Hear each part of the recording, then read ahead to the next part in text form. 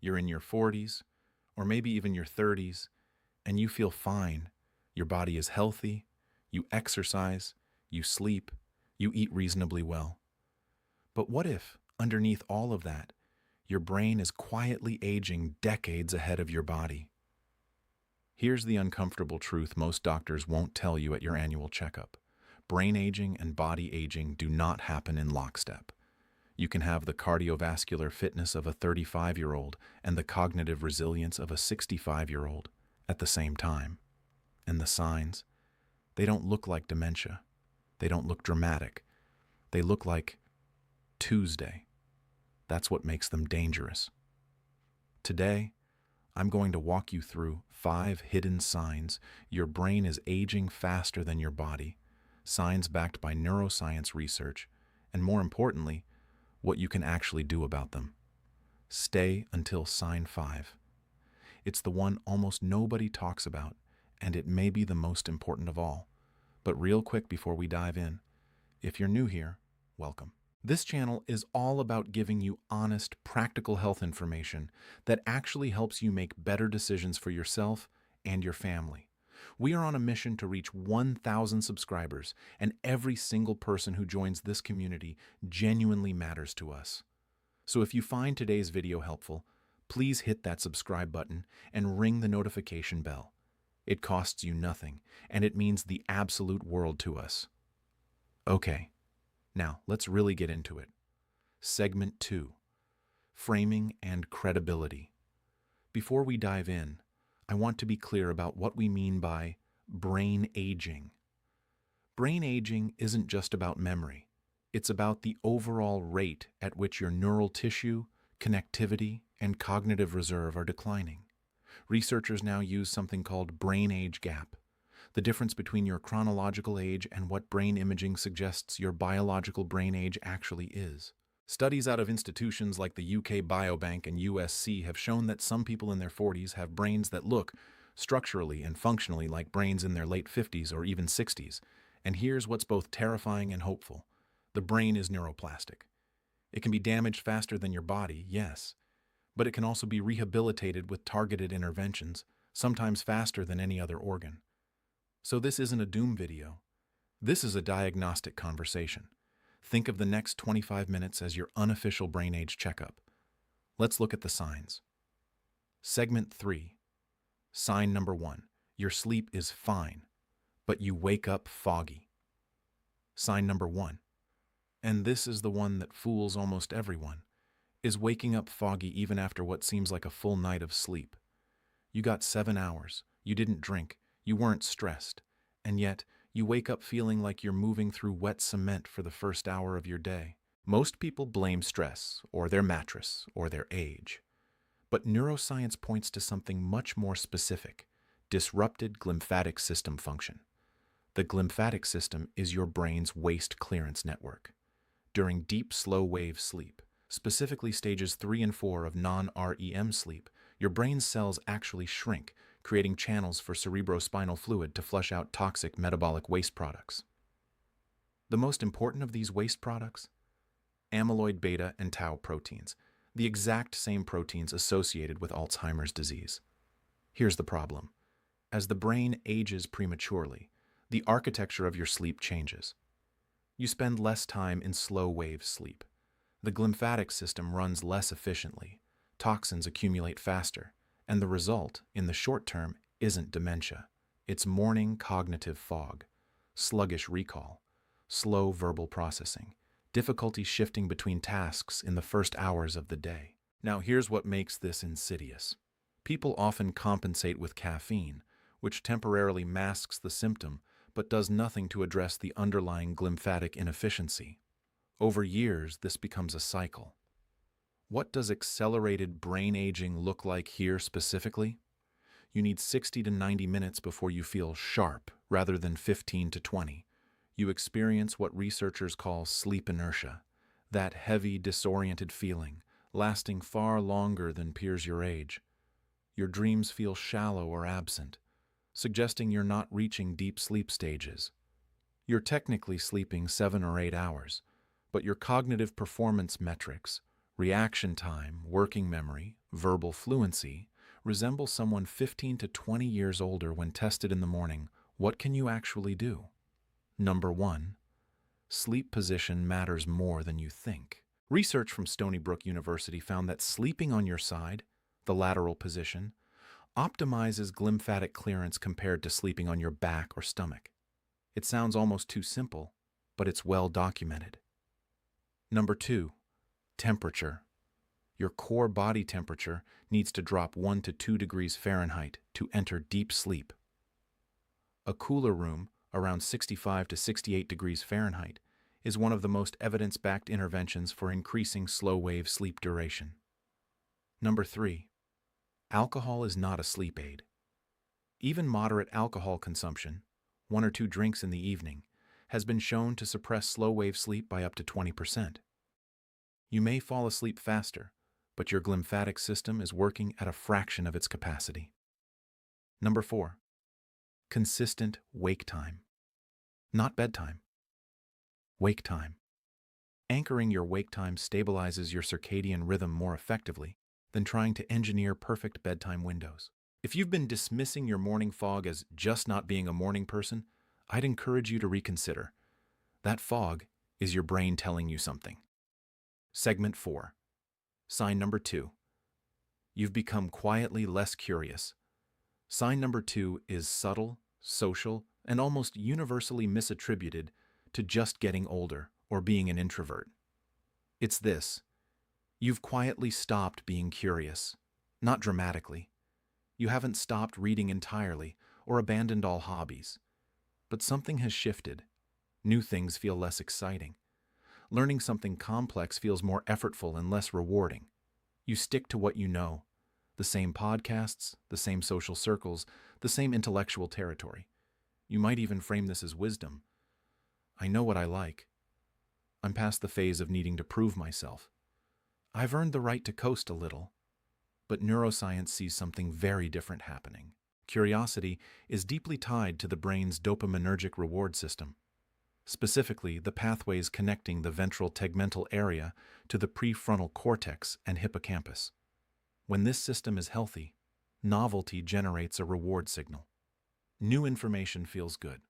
Solving a hard problem is genuinely pleasurable.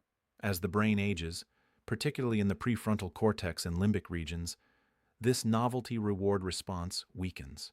The brain becomes, in a sense, less willing to invest metabolic energy in uncertainty. New things feel effortful rather than exciting. The return on cognitive investment feels lower. Researchers call this shift a decline in epistemic curiosity, the drive to seek out new knowledge for its own sake. And it's one of the earliest measurable indicators of accelerated cognitive aging, often appearing years or even a decade before any memory symptoms. Think about the people you know who seem genuinely ageless, not physically but mentally. Almost universally, they share one trait. They're still curious. They're still asking questions. They're excited about things they don't understand yet. They have that quality of being genuinely interested in people and ideas. That isn't just personality. It's a neurological signature. What does accelerated brain aging look like here? You find yourself avoiding topics or conversations that require real mental effort. Reading a complex book or article feels genuinely unpleasant in a way it didn't 10 years ago. You've narrowed your social circle to people who already share your views, and novel perspectives feel more irritating than interesting. You feel a subtle flatness when you try new things, the meh response where excitement used to be. You've stopped having the experience of being genuinely surprised by something. What can you do? The research here points clearly to one intervention above all others: structured novelty. Not passive novelty. Scrolling new content on your phone doesn't count and may actually accelerate this process. But active cognitive novelty. Learning a musical instrument, a new language, a craft that requires fine motor learning, a sport you've never played. Any domain where you are genuinely a beginner, where you're failing regularly, and where mastery requires sustained attention. The act of being a beginner, which most adults find uncomfortable, is neurologically one of the most powerful anti-aging experiences available. It drives BDNF production, synaptogenesis, and dopaminergic reward in ways that passive consumption simply cannot replicate. One more thing. Seek out people who think differently from you. Not to argue, but to genuinely try to understand a worldview that doesn't match yours. This kind of cognitive stretching is one of the most underrated tools for preserving prefrontal cortical function. Segment 5. Sign number 3. You've become more emotionally reactive. Sign number 3 is one that affects relationships before it affects cognitive scores, which is part of why it's so under-discussed. You're more emotionally reactive than you used to be.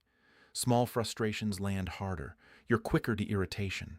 Traffic, noise, interruptions, minor criticism, things that once rolled off, you now leave a longer emotional residue. You might find yourself replaying arguments. You might notice that your patience with uncertainty or ambiguity is shorter than it was at 25. People around you may have noticed before you did. This isn't a personality flaw. It's a neurological signal. The adult brain's emotional regulation system operates through a relationship between the amygdala, which flags threats and generates emotional responses, and the prefrontal cortex, which evaluates those signals and modulates the response. In a neurologically healthy, well-connected brain, the prefrontal cortex acts like a sophisticated filter. It receives the amygdala's alarm signal and can essentially say, yes, this is annoying, but it's not actually dangerous. Stand down. As the brain ages, and especially as it ages prematurely, this prefrontal amygdala connectivity weakens. The filter gets thinner. The amygdala's signals arrive less modulated, generating stronger and more prolonged emotional responses. Here's what's important. This shift isn't primarily about stress or emotional maturity. It's a structural and functional change. Research using fMRI has shown that individuals with accelerated brain aging have measurably weaker prefrontal amygdala connectivity, and this correlates directly with greater emotional reactivity, reduced frustration tolerance, and longer emotional recovery times after negative events. There's a cruel irony here, by the way. Chronic stress, which often increases as we take on more responsibilities in midlife, itself accelerates the very prefrontal degradation that makes us less equipped to handle stress. It's a feedback loop that can spin out of control quietly over years. What does this look like in daily life? Arguments feel harder to let go of than they used to. You find yourself more easily overwhelmed by situations with multiple competing demands. Minor physical discomforts, noise, temperature, crowding, are significantly more bothersome than in your 20s. You have less tolerance for ambiguity or unresolved situations. You've noticed that you take criticism more personally, even when you intellectually know it's not a big deal. Your emotional recovery time after a conflict or disappointment has increased. What can you do? 3 evidence-based interventions stand out. 1. Aerobic exercise, not for your heart, for your prefrontal cortex. Sustained aerobic exercise, particularly the kind that elevates heart rate for 20 or more minutes, is one of the most potent stimulants of BDNF, brain-derived neurotrophic factor, which directly supports prefrontal synaptic density and connectivity. Studies have shown that regular aerobic exercisers have measurably thicker prefrontal cortices and stronger amygdala regulation. 2. Breath-based practices. This isn't mystical. Slow, controlled breathing, particularly extending the exhale, directly activates the parasympathetic nervous system and reduces amygdala firing. Even 5 minutes of slow, deliberate breathing before high-stress situations can measurably reduce reactivity. 3. Name it to tame it. Neuroscientist Matthew Lieberman's research showed that labeling an emotional state, actually saying or writing, "I feel frustrated," or "I feel anxious," reduces amygdala activation. This isn't journaling for its own sake. It's a neurological intervention. The act of linguistic labeling engages the prefrontal cortex, which immediately begins to modulate the signal. Segment 6. Sign number 4. Your processing speed has quietly slowed. Sign number 4 is one that most people don't notice directly. They notice its consequences.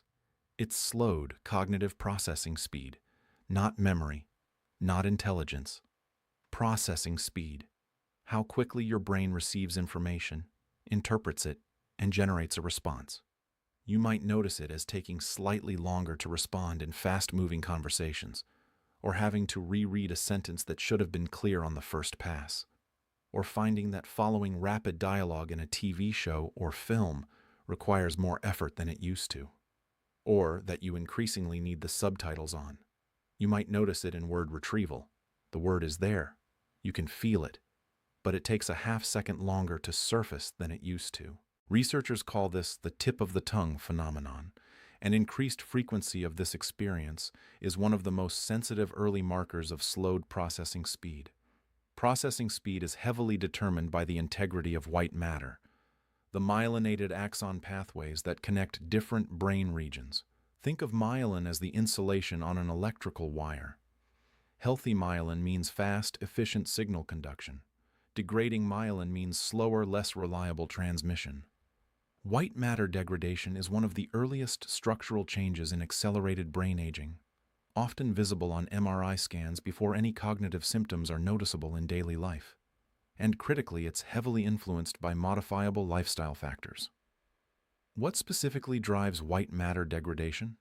Chronic elevated blood pressure, even in the borderline high range, is one of the most damaging forces on white matter integrity. The small vessels feeding white matter are exquisitely sensitive to pressure changes. Sedentary lifestyle accelerates white matter thinning significantly. Chronic psychological stress, particularly unresolved ongoing stress, elevates cortisol, which is directly neurotoxic to white matter-producing oligodendrocytes. Poor metabolic health. Blood sugar dysregulation, insulin resistance, and inflammation all contribute to white matter deterioration. What can you do? The most powerful modifiable factor here is cardiovascular health, specifically managing blood pressure and insulin sensitivity. Even small reductions in blood pressure in the borderline elevated range have measurable protective effects on white matter. Beyond that, omega-3 fatty acids, particularly DHA, are the most well-supported dietary intervention for myelin health.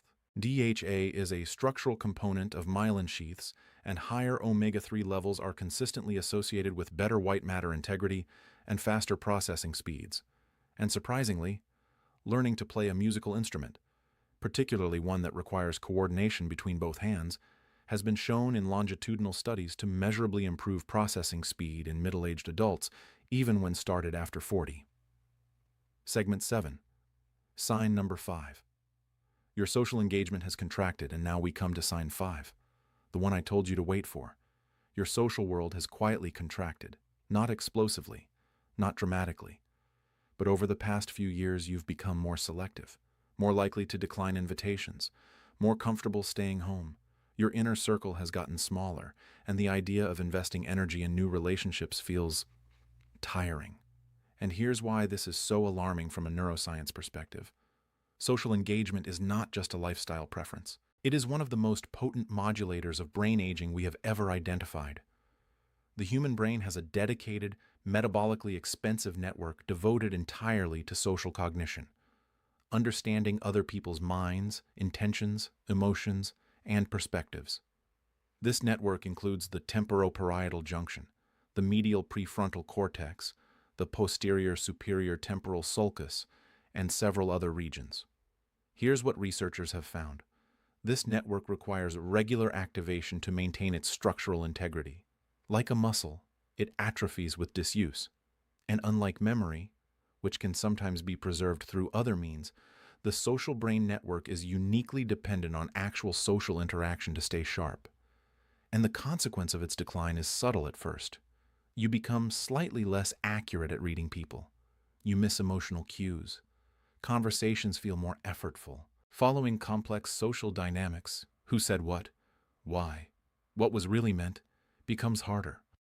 Over years, this manifests as social withdrawal, which further reduces activation of the network, which accelerates its degradation further. The longevity research on this is striking. Studies tracking thousands of adults over decades have consistently found that social isolation is one of the strongest predictors of accelerated cognitive decline, rivaling, and in some analyses surpassing physical inactivity, smoking, and poor sleep.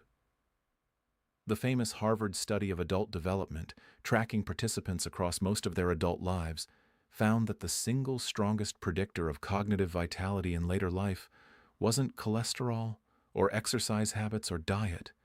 It was the quality and warmth of personal relationships, not the number of friends, the quality of the connections. What does a contracting social world look like? Your primary social interaction happens increasingly through screens rather than in person. You've stopped initiating plans and rely on others to reach out. You find yourself genuinely preferring to be alone even when you have the opportunity to connect. The effort of being socially on, reading a room, following conversation threads, managing others' emotions, feels disproportionately draining. You've lost interest in people whose lives are very different from yours. You feel less genuinely curious about the inner lives of people around you. What can you do? The intervention here is both obvious and genuinely difficult. Invest actively in your social life, not social media. Real conversation, regular, repeated, genuine human contact. Research specifically supports weak ties as neurologically valuable. Acquaintances, neighbors, shop owners, gym regulars, not just your close inner circle. Casual social interaction activates the social brain network in meaningful ways and helps preserve its function. Joining a group organized around a shared activity, a sport, a choir, a book club, a volunteer organization, is especially powerful because it combines social engagement with novelty, goal-directed activity, and often physical movement. And if social interaction has begun to feel genuinely unrewarding rather than just tiring, that flattening of social reward is itself worth discussing with a physician. It can be an early signal of depression, which is both a cause and consequence of accelerated brain aging, and which responds well to targeted intervention. Segment 8, Synthesis and Action Plan. Let's bring this together. 5 hidden signs your brain may be aging faster than your body. 1. Waking up foggy despite adequate sleep. Your glymphatic system may not be clearing waste efficiently. 2. Quietly losing curiosity. The dopaminergic novelty reward system is weakening. 3. Becoming more emotionally reactive. Prefrontal amygdala connectivity is thinning. 4. Slowing processing speed. White matter integrity is declining. 5. Social world contracting. The social brain network is losing activation. None of these signs are inevitable. None of them are irreversible. The brain is the most adaptable organ in your body, and the research on neuroplasticity across the lifespan is genuinely encouraging. But adaptation requires deliberate effort. The brain doesn't stay young passively. It requires sleep quality over sleep quantity, active novelty over passive consumption, genuine social investment over comfortable isolation, cardiovascular health as a neurological priority, not just a cardiac one. The question isn't whether your brain is aging. It is. The question is whether you're going to let it age faster than it has to. If you found this useful, share it with someone in your life who's dismissing their brain fog or their social withdrawal as just getting older. It might be the most important thing you do for them this week. See you in the next one.